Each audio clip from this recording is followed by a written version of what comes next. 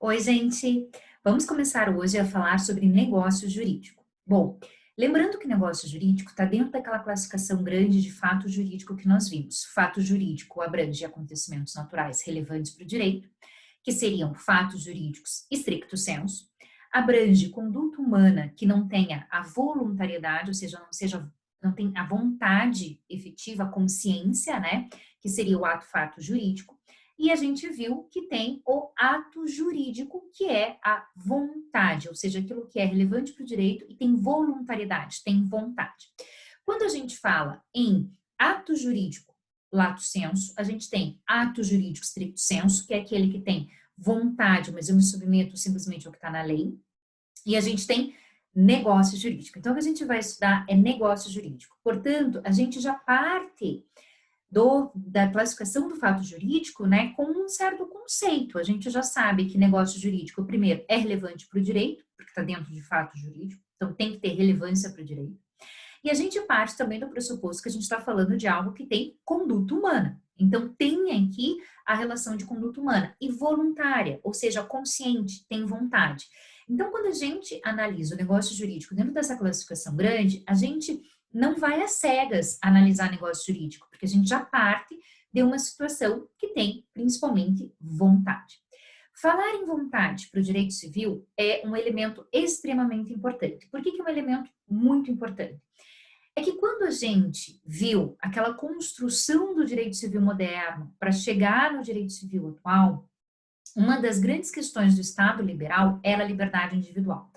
Cada um de nós vai ser considerado como livre a partir do momento em que somos conscientes, somos racionais. E então, é a nossa vontade, o que a gente manifesta porque a gente sabe o que quer. E a gente acaba aqui se comprometendo numa negociação porque a gente sabe as consequências. Então, a ideia do direito, né, e principalmente quando ele parte dessa ideia de liberdade individual, dessa ideia da modernidade, ele parte muito dentro da noção de que cada um de nós tem a consequência dos seus atos. Então, por exemplo, quando você opta por realizar um curso de direito, você sabe exatamente o porquê. Você sabe exatamente aqui as consequências desse seu ato, né? Você sabe que você não vai poder, por exemplo, cuidar de cães e gatos, como um médico veterinário cuidaria, porque não é essa a abrangência. Então, quando a gente fala em vontade, eu estou partindo daquele pressuposto da racionalidade, daquele estado liberal em que permite que cada pessoa escolha, cada pessoa possa aqui instrumentalizar a sua vontade individual através das suas escolhas, através dos seus contratos. Então, falar em negócio jurídico, ele está embebido, ele está enraizado naquela lógica de um direito civil moderno, de um Estado liberal, em que a gente tem um negócio jurídico como um instrumento de fazer com que a nossa vontade seja respeitada, tá? Então, por isso que é importante a gente estudar toda essa construção, porque ela influencia dentro dessa questão do que seria o negócio jurídico. Então, quando a gente fala em negócio jurídico, a gente está falando em vontade, em racionalidade, e porque eu sou racional, eu sei escolher, e porque eu sou racional, eu tenho liberdade de negociar. Perfeito? Bem, para a gente entender bem o negócio jurídico, a gente precisa distinguir a autonomia da vontade e a autonomia privada. Eu, inclusive, deixei um texto, pessoal, para vocês, que é o texto base complementar desta aula, que vai distinguir as duas, porque é super importante que vocês saibam. Basicamente, então, aqui eu faço bem resumido, né, a ideia da autonomia da vontade seria aquela vontade liberal de que eu tenho liberdade de escolher exatamente o que eu queira, né, fazer. Então, assim, quando eu falo em autonomia da vontade, eu estou dentro de uma vontade livre, dentro da liberdade individual que se desejava naquela Revolução Francesa, né, naquela criação do direito civil moderno. Quando eu falo em autonomia privada, eu estou dentro aqui da atuação do sujeito, mas que ele sabe que o que ele deseja vai gerar efeitos jurídicos porque a norma já assim disciplinou. Então, a minha vontade, ela tem que ser manifestada não no sentido de liberdade ampla que se desejava, mas no sentido de liberdade dentro e nos limites da lei. Basicamente, a diferença entre autonomia privada e autonomia da vontade seria isso. Numa autonomia da vontade, eu tenho ampla possibilidade de escolha, enquanto na autonomia privada, eu tenho algumas restrições legais. Se a gente pensar, por exemplo, em algumas restrições que nós temos, vamos pensar o seguinte, tá? Algo que nós vimos, né? O meu direito da personalidade. A minha integridade física, direito da personalidade, é irrenunciável. Nos Estados Unidos, em alguns estados, não é.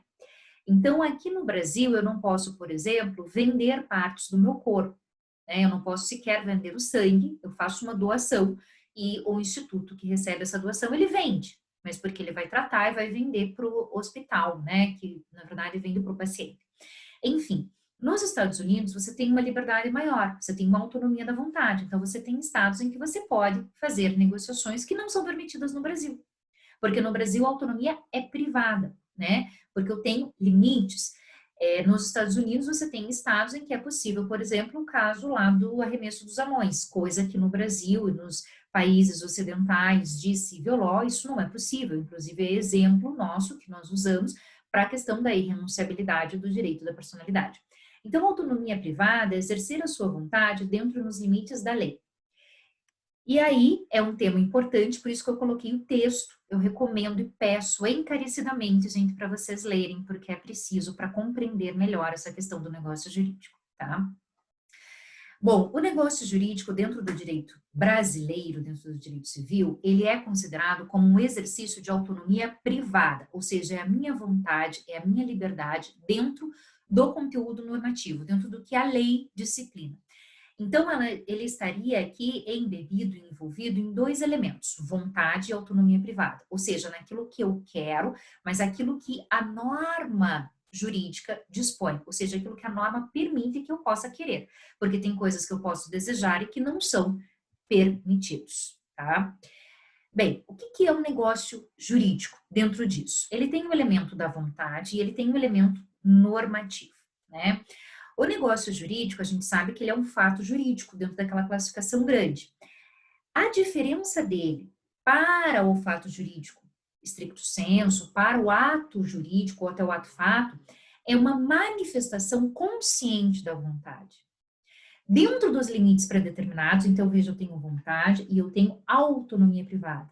Né? Eu tenho vontade consciente dentro dos limites pré-determinados. E eu posso escolher a categoria jurídica que eu quero. Aqui está a característica da negociação. Então, eu tenho vontade porque eu manifesto a minha vontade, mas não só por isso. Porque dentro da autonomia privada, ou seja, dentro daquilo que o direito dispõe, eu escolho o que eu quero. Então, eu tenho vontade para manifestar, por exemplo, que eu não quero mais um bem, não quero mais o meu carro, não desejo mais o meu carro. Então, eu quero extinguir a minha relação jurídica com o meu carro. O que a lei permite que eu faça? A lei permite que eu venda ou a lei permite que eu faça uma doação? Aqui está a autonomia privada. E aí eu escolho ou a venda ou a doação. Com a diferença que na venda eu não recebo nada em troca. Desculpa, com a venda eu recebo algo em troca e com a doação eu não recebo nada em troca. Então, essa é a categoria jurídica do negócio jurídico. Ele tem vontade e autonomia privada ao mesmo tempo. Tá? Bom, quando a gente fala em definir o negócio jurídico, a gente tem algumas teorias. E aí eu trouxe para vocês a teoria subjetiva ou voluntarista e a teoria objetiva. A teoria voluntarista, ela está baseada na análise do negócio jurídico meramente pela vontade. Então, veja que eu trouxe aqui do professor Antônio Junqueira de Azevedo, que é professor, foi professor da USP durante muitos anos de Direito Civil, é renomado dentro do nosso direito civil brasileiro, um professor muito importante de ser lido. O que ele traz? Quando ele vai falar na teoria voluntarista ou teoria subjetiva, né, que ele traz também essa conceituação, eu destaquei aqui no conceito dele vontade. Veja quantas vezes ele diz vontade. Ó, as definições de negócio jurídico como ato de vontade, como manifestação de vontade, como ato de vontade dirigido a fins práticos tutelado ou declaração de vontade. Então, veja, a voluntarista, ela está baseada no quê? Vontade. Né? Então, assim, eu sempre brinco com os meus alunos, a gente não é muito criativo. Teoria voluntarista, ou seja, voluntária, voluntariedade, vontade, está baseada no quê? Na vontade do agente. Então, quando eu falo que eu vou analisar o negócio jurídico pela teoria voluntarista, eu vou analisar pura e simplesmente a vontade do agente. Eu vou analisar o que ele desejava, o que ele queria. Acontece que quando a gente analisa simplesmente a vontade, eu tenho um problema, uma insegurança jurídica. O que você deseja? Se você não me diz o que você deseja, como eu sei? Então, se por um lado a gente tem a teoria voluntarista que se baseia única e fundamentalmente na vontade, por outro eu tenho uma teoria objetiva ou chamada por alguns da declaração, que ela vai basear-se não simplesmente na vontade que você deseja, mas na vontade que você expressa, no que você declarou. Porque essa me traz mais segurança jurídica. Então, a teoria da declaração, ela vai se vincular na declaração, na vontade declarada, naquela vontade que você disse, na vontade que você expressou. Esta seria o seu interesse. Esta seria a sua vontade, não meramente o que você deseja, mas o que você declarou para trazer uma segurança jurídica. A teoria objetiva por si só, essa ideia da teoria simplesmente do que é declarada, ela tem duas subdivisões. Então, eu tenho a teoria subjetiva ou voluntarista, e eu tenho a teoria objetiva, que tem dentro dela a teoria preceptiva, que a gente vai ver, que é quando a teoria da declaração define o negócio jurídico como um meio de atingir aquilo que o ordenamento jurídico dispôs para sua vontade, ou seja, o negócio jurídico, ele é meramente um comando concreto no qual o ordenamento jurídico reconhece a eficácia vinculante, ou seja, você declara a sua vontade e o ordenamento simplesmente reconhece a sua vontade. Então, aquilo que você declara, o ordenamento jurídico reconhece. Essa é a ideia da preceptiva. Então, o ordenamento jurídico está ali simplesmente para reconhecer aquilo que você deseja. A teoria normativa, ela já traz uma outra situação. A declaração de vontade é um ato em que você produz, você declara, porque você quer os efeitos jurídicos já dispostos. Então, diferente da preceptiva, eu declaro a minha vontade pensando nos efeitos jurídicos que eu sei que irão produzir. Então, a ideia da preceptiva é mais ou menos o seguinte: eu digo que quero vender um bem, ou melhor, eu digo que eu não quero mais o meu carro, mas quero receber, e o direito me dá compra e venda. A teoria normativa, eu digo que não quero mais o meu carro e sei que para que eu possa receber, eu tenho que dizer que é uma compra e venda. Então, eu falo porque eu sei que a norma traz aquele efeito. Essa é a ideia da teoria normativa. Ou seja, esta ideia da teoria que está mais próxima daquilo que nós falamos, que é vontade mais autonomia privada. Ou seja, eu escolho, mas eu também escolho dentro do que a lei me diz. Eu não escolho aleatoriamente e aí eu vou me encaixar nos efeitos da lei. Não, eu escolho e sou racional o suficiente para saber quais são os efeitos da lei. Então, o meu ato, ele é manifestado porque eu sei que a lei dará efeitos a ele. Então, eu manifesto dentro do que a lei vai dispor. Entenderam, né? Aqui a questão da teoria objetiva normativa, eu já sei o que a norma diz. Por isso eu declaro a minha vontade daquela maneira, porque assim eu tenho vontade e autonomia privada. É importante a gente entender que a declaração de vontade, ela é importantíssima, né? Porque ela me dá segurança jurídica. Só que a gente sabe que na prática, às vezes, a gente assina, por exemplo, determinados negócios, que um dos exemplos é contrato, então a gente assina contratos que nem sempre fui eu que fiz, que são os contratos que a gente chama de adesão. E aí, nesses casos, ou quando a pessoa não sabe exatamente o que ela gostaria ou que a lei dispõe, porque é fácil para mim, para você dizer, não, eu manifestei a minha vontade sabendo que aqueles efeitos que eu desejava eram os efeitos que tinham na norma. Mas e as pessoas que não sabem a lei? E as pessoas que mal sabem ler, os analfabetos funcionais, as pessoas que não conseguem entender direito o que acontece ao seu redor? Como que fica essa situação? Como que eles vão ser disciplinados? Bom, o Código Civil Brasileiro, ele traz no artigo 112 uma teoria que não é nem lá nem cá, que na verdade é o seguinte: eu vou interpretar a declaração de vontade de acordo com a intenção e não necessariamente com o que está declarado literalmente na linguagem. Então, eu não vou analisar a vontade, o negócio jurídico, simplesmente no que está escrito, porque às vezes a pessoa não sabe ler, ela não sabe escrever. né? Infelizmente, isso é uma realidade do Brasil muito forte. E aí eu preciso entender o que ela queria, qual era a intenção dela. E aqui eu vou interpretar isso a partir de elementos de boa fé, que é algo que nós vamos estudar na próxima aula. Um pouquinho eu vou trazer para vocês da boa fé objetiva, ou seja, o que você tinha de intenção, né? Você, por exemplo, quando comprou o meu carro, você sabia que eu não era mecânica, você sabia que eu não tinha feito a revisão do carro, você sabia que poderiam ter problemas no meu carro? Ah, sabia. Então, tá escrito isso? Não tá, mas nós vamos analisar a intenção das partes. Quando eu compro um carro numa concessionária, precisa estar escrito que eu espero que aquele carro funcione, que ele tenha feito uma revisão? Não, porque eu compro numa concessionária exatamente porque eu imagino que tenha sido feito. Entenderam? Então, assim, a vontade declarada ela é importante, mas é importante entender que é a vontade declarada, não necessariamente a vontade escrita, é a vontade expressada, é a vontade que eu sei. Perfeito? Então, quando a gente fala em negócio jurídico, a gente está falando em algo que tem vontade e autonomia privada, ou seja, o que você deseja e o que a lei disciplina sobre isso. Quando a gente fala em vontade, a gente tem que entender que para o direito eu preciso saber o que você quer. Então você precisa manifestar, você precisa exteriorizar. O que é exteriorizar? Exteriorizar é ter um comportamento exterior. Não ficar quietinho, sem falar. Se você não diz, eu não sei o que você está pensando, né? Ou não sou o professor Xavier aqui do X-Men que vou ler tua mente. Eu não consigo saber qual é o seu desejo. Então, eu preciso que você exteriorize, que você me diga. E como você diz a sua vontade? Você pode dizer a sua vontade, você pode manifestar, declarar a sua vontade de duas formas, ou expressa ou tácita. A expressa é quando você escreve.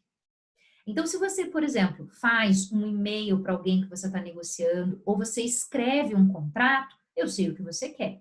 A falada é quando você fala, né? Que é escrita ou a oral, né? A oral é quando eu falo, eu verbalizo aquilo sem escrever. Posso verbalizar um negócio jurídico sem escrever? Sim. Quando você vai para uma lanchonete, quando você vai no supermercado, você celebra um negócio jurídico de compra e venda sem falar. Você passa as coisas e você paga. Você não, desculpa, sem escrever. Você pode aqui pedir, né? Ah, eu quero 1 quilo de carne, eu quero pão, mas você não precisa escrever. Você fala, você passa as coisas ali, mas você não vai falar, ô, moça, peraí, você tem que escrever agora aqui um contrato comigo, porque eu aprendi que a declaração tem que ser expressada. Não, gente, calma aí.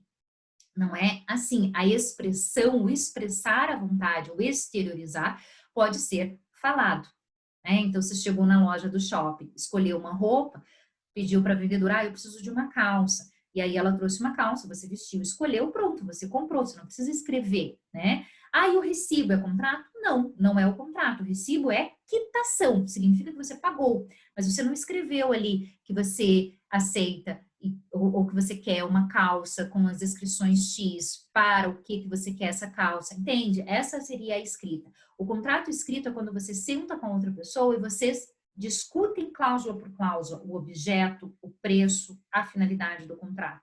Quando você fala para a vendedora que você quer uma calça, ah, mas eu quero uma calça social, você falou qual a finalidade do objeto que você quer, entendeu? Então, assim, exteriorizar a vontade pode ser escrito ou pode ser falado. Pode ser tácito, ou seja, você não fala e nem escreve, você age. Quando você tem gestos ou sinais. Por exemplo, quando você entra no ônibus, você pede aqui um ônibus, você chama o ônibus, você levanta a mão, ou você está no local em que o ônibus para e você entra, eu entendo que você acabou de realizar um contrato de transporte. Quando você entra no shopping e você pega o tiquezinho, você fala com alguém? Não, uma máquina está ali, mas você não diz, ah, por favor, eu quero fazer um contrato de depósito e eu espero que ninguém assalte meu carro. Se assaltar, vocês serão responsáveis. Não, você pega o ticket, você entra. Ah, eu não assinei nada. Você pode sair sem pagar? Não, por quê? Porque tacitamente você contratou o estacionamento. Então, a sua vontade, ela tem que ser exteriorizada. Ela tem que sair de você, seja de forma expressa, seja de forma tácita. Às vezes, até o não fazer nada, que é a presunção. Há algumas situações em que presume-se que você aceitou algo. Uma presunção, por exemplo, de aceitação de herança. Se você é filho de alguém que faleceu, ou neto de alguém que faleceu, a pessoa deixou para você, e você se manifesta nos autos, pronto, aquilo eu entendo que aceitou a herança. Você não pode mais recusar. A recusa é quando você fala antes, não quero. Se você, de alguma maneira, se manifestar nos autos, significa que você aceitou a herança. Esse é o entendimento que a gente tem hoje. Então, manifestação de vontade é importante para eu saber o que você quer. Afinal de contas, o negócio jurídico, ele tem vontade, mas não é só a vontade o que você deseja. Você tem que, de alguma maneira, exteriorizar. Seja de forma expressa, escrevendo ou falando, seja de forma tácita, através dos seus gestos ou sinais, né? Quando você faz assim ou quando você faz assim, também pode ser uma expressão de vontade. Ou quando você faz assim, né? Tipo, aquele desespero. É uma manifestação de vontade que pode, em determinados momentos, ser entendida. Não entendi nada, né? Bom, fica sempre uma dúvida, né, sobre o silêncio. Será que quem cala consente? Será que é possível dizer isso? É preciso muito cuidado com essa ausência de manifestação. O silêncio é quando não tem manifestação de vontade, não há uma exteriorização, porque o silêncio não é simplesmente o tácito, né? O tácito é quando eu manifesto de alguma maneira, então eu entro no ônibus, ou eu entro no estacionamento, eu pego o ticket, ou eu passo, por exemplo, se eu tenho lá algum elemento, né, que tem, são os sistemas que permitem o pagamento automático, então se eu tenho o sem parar, ou o outro que agora me fugiu o nome, que você passa no pedágio, ou você passa no estacionamento, ele clica ali, ele sabe que você está estacionada, quando você sair ele vai cobrar. Isso não é um silêncio, porque eu de alguma maneira me manifestei, eu fui até lá, eu tenho o sistema no meu carro, e eu fui até o shopping para que tivesse ali aquela liberação. Então, eu caminhei, eu fiz algo. Eu posso não ter falado, eu posso não ter escrito, mas eu fiz algo. O silêncio não. O silêncio é quando não se faz nada. E aí, esse quem cala consente tem que ser analisado com muito cuidado. Por quê? Porque nem sempre o silêncio vai ser interpretado como manifestação de vontade. Na verdade, interpretar o silêncio como manifestação de vontade é exceção e não regra. Ele só vai ser assim interpretado, então o silêncio só é manifestação de vontade em casos excepcionais, que é o que a gente chama de silêncio circunstanciado. Quando as circunstâncias ou os usos autorizarem. E a lei não disser, olha, tem que ser uma manifestação expressa. Porque, veja só, há situações em que a lei diz tem que ter a manifestação expressa. Eu usei alguns exemplos, né, quando a gente estava falando de fato jurídico, eu usei exemplos de casamento. Casamento é um exemplo de que não pode ficar em silêncio. Você tem que falar, você tem que dizer sim. Se você quer casar, os nubentes vão ter que dizer sim. Mas há situações em que eu posso, por exemplo, num contrato, ou melhor, num negócio jurídico, né, uma ata de audiência, ou uma ata aqui de assembleia de condomínio, né, coisa gostosa, reunião de condomínio. Se faz a votação, quem não estiver a favor, ou melhor, quem for contra, se manifeste. Ninguém se manifestar, esse silêncio vai ser aceite. Quero fazer uma obra no condomínio e aí eu falo, olha, quem não estiver, quem não concordar, que se manifeste. Ninguém concordou, este silêncio poderá ser aqui entendido como uma anuência. Eu só peço que vocês entendam, gente, só para retomar, que nós estamos estudando a teoria geral. Muitas vezes, durante o curso e durante a vida mesmo de vocês, vocês vão lembrar disso, porque daí vocês vão ver lá um dispositivo, por exemplo, sei lá, numa situação obrigacional, né? A situação obrigacional, por exemplo, a assunção de dívida, tem lá que tem que se manifestar expressamente. E aí você vai lembrar, opa, aqui não cabe o silêncio. Então, o silêncio só cabe quando a lei não disser. E quando as circunstâncias ou os usos autorizarem, como numa situação de assembleia, tá? O silêncio, de acordo com o artigo 111, ele importa anuência. Então, eu vou considerar que você concorda quando as circunstâncias ou os usos autorizarem e não for necessária a declaração de vontade expressa. Então, o silêncio pode ser manifestação de vontade quando estiver dentro do que a gente chama de silêncio circunstanciado, ou seja, de acordo com as circunstâncias e de acordo com os usos. Fora o silêncio, tem uma coisa que a gente chama de reserva mental. A reserva mental é aquilo que você pensa e não exterioriza. Mas a reserva mental para o direito não é só aquilo que você pensou e não exteriorizou. É aquilo que você pensou e era diferente ao que você falou. E aí vem o problema, pela segurança jurídica. Se você me diz que quer comprar, por exemplo, né, o meu carro, que é o exemplo que eu estou usando na aula de hoje. Você quer comprar o meu carro? Como é que eu vou saber que você gostaria que o carro tivesse uma determinada potência ou tivesse uma determinada regulagem que você não me disse? E eu disse para você tudo que ele tinha. E aí você comprou, depois diz, ah, mas não era bem isso que eu queria. Se a sua manifestação de vontade, ela é exteriorizada, ou seja, de alguma maneira ela é declarada, diferente daquilo que você pensou, diferente daquilo que você desejou, esta reserva mental não pode mudar o que você expressou. Porque senão eu teria uma insegurança jurídica. Se não, e aí pensando aqui, né, infelizmente, em situações de má-fé que a gente tem no país, você poderia desejar uma coisa que eu não sei, e aí você poderia, às vezes, até por má-fé, agir de forma diferente depois. Não pode, tá? O artigo 110 do Código Civil traz isso. A manifestação de vontade subsiste ainda que o autor haja feito a reserva mental de não querer o que manifestou. Já vamos para o salvo ali. O que está dizendo essa primeira parte do artigo 110 do caput? Está dizendo que a reserva mental não tem o condão, não pode alterar aquilo que você manifestou, aquilo que você disse para mim. Porque aquilo que você disse para mim é que tem validade, salvo se dela o destinatário tinha conhecimento. Na verdade, gente, é preciso entender que esse salvo se dela o destinatário tinha conhecimento perdeu a característica de reserva mental, tá?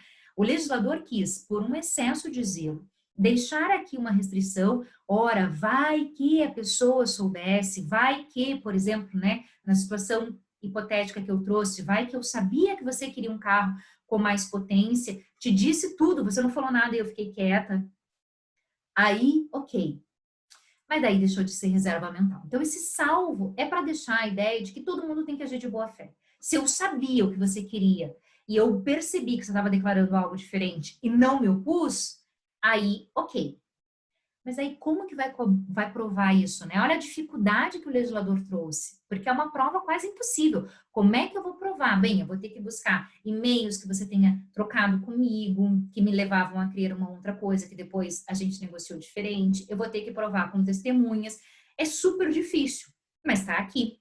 O legislador permitiu isso para que todos estejam de boa fé. Afinal de contas, para manter a boa fé para mim, que estou negociando com você, o legislador diz, olha, a reserva mental não pode ser utilizada, ele também tem que pensar em você, na boa-fé para você, caso eu saiba do que você queria e perceba que você declarou de forma diferente e me fique quieta, né, aqui fiquei inerte, me quedei inerte. Se eu me quedar inerte sabendo o que você queria, aí a reserva mental pode alterar a declaração, mas só nesse caso. O certo é, aquilo que você desejou e não declarou, não pode mudar o que você declarou.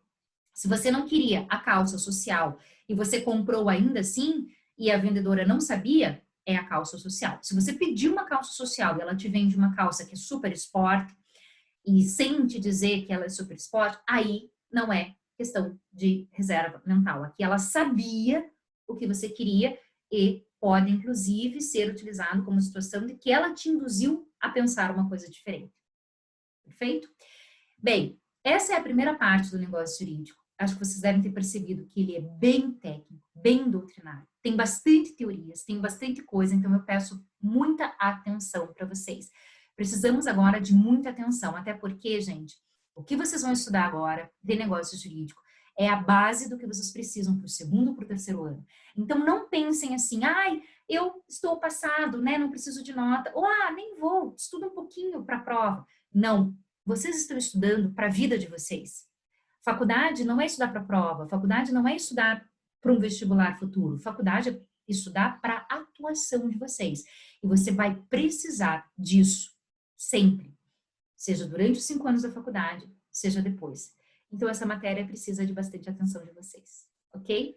Bom, até mais, pessoal.